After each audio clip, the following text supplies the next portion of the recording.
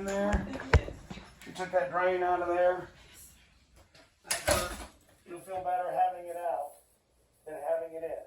You called us with some chin swelling. Yes. Right. Let me see. So the drain wasn't draining this area because you didn't actually have surgery in this area. I've seen this before where we do surgery here and there's a little bit of swelling there. That will go down.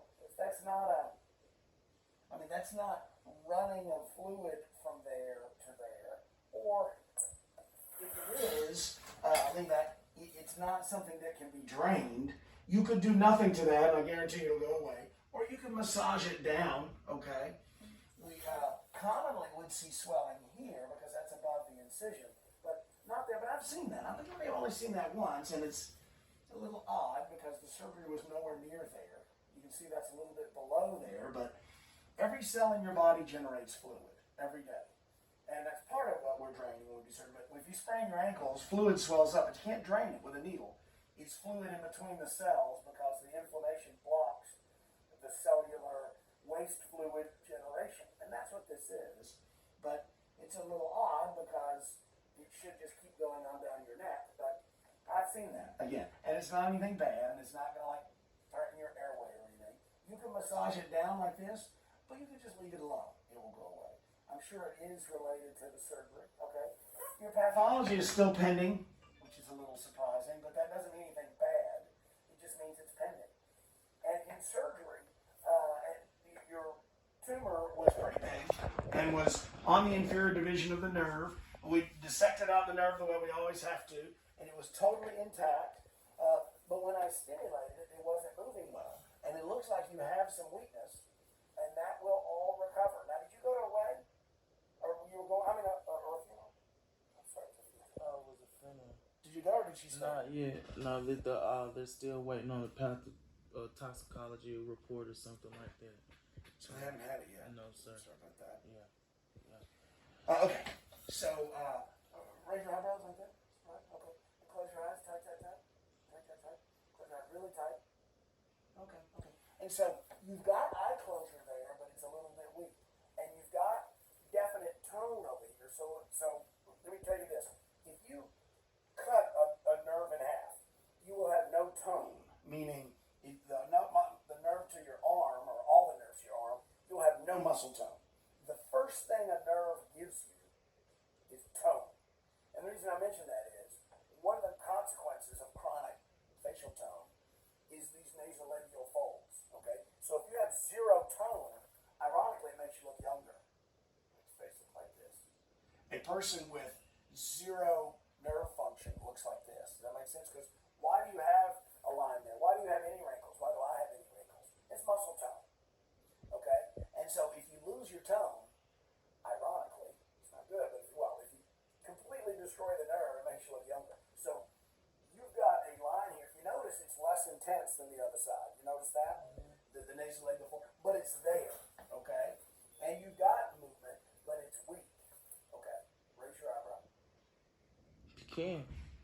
Raise it again. Try to raise it. Okay. No. Okay. And wrinkle your nose like this. Okay. And okay. And showing your teeth like this. Okay. So you've got a lot of weakness there, but it will recover completely. I promise you. How do I know that? Because the nerve was completely and totally intact. And at the end of the surgery, while totally intact, I noticed I stimulated it out a little bit peripherally in the face nerve, and then stimulated it a little closer to the brain, and it didn't move even though it's totally intact. So what does that tell me? I'm sorry, there's a stitch there. She actually cut the stitch out to take the drain out, but didn't move the stitch in the skin. I'm going to cover it with a little bandage. Okay, are you having a ton of pain? Yes. Okay, all right. Do you need me to give you some more pain medicine? All right. So you literally have a little hole into your neck there where the drain was. So I'm going to cover that with a bandage, and I want you to keep this area, the drain area, dry for another day and a half. So tomorrow evening, you can shower and get this area wet, and of course you can wash the rest of your body immediately. But this area is literally a hole which will heal, but it'll take a little while. This is a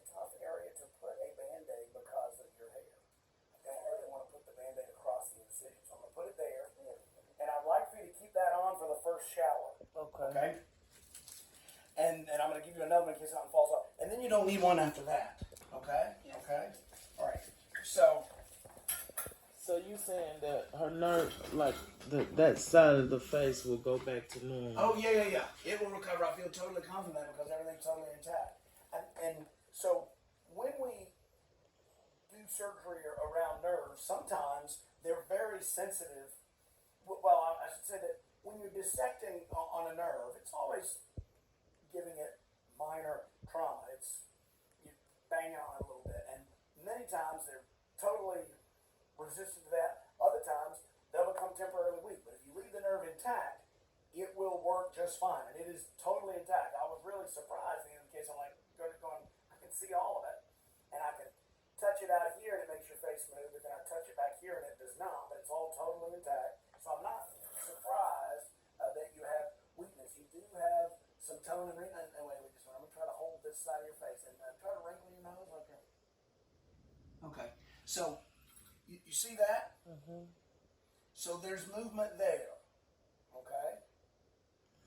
There's not. Raise your eyebrow again. There's also tone here, and why do I say that? And what's the importance of tone? Tone means there's some electricity going through. You can't have any electricity going through if it's not intact. How do I know you got some tone there? Because if you didn't, this would be hanging down like this. Okay. Now, so it will recover, but I want you to do exercises. And I mean, I told you this week I give you some exercises like this in front of the mirror, and anytime you want, and wrinkling your nose, raising your eyebrows like that. What am I doing? What's happening there? Bioelectricity coming from my brain into the face, through the nerve. And it's going in yours too, but there's a block called neuropraxia. But we know that if you do those exercises, it'll come back completely quicker than if you don't. Okay? Like this.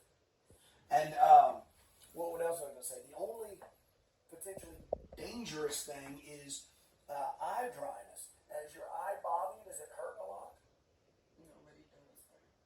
So I want to give you some drops. So it hurts because it's dry. Okay? And close your eyes again. Okay.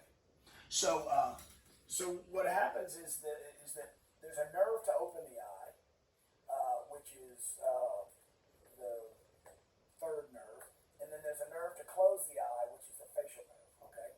So if the facial nerve is weak, then the eye tends to stay open. People might think it's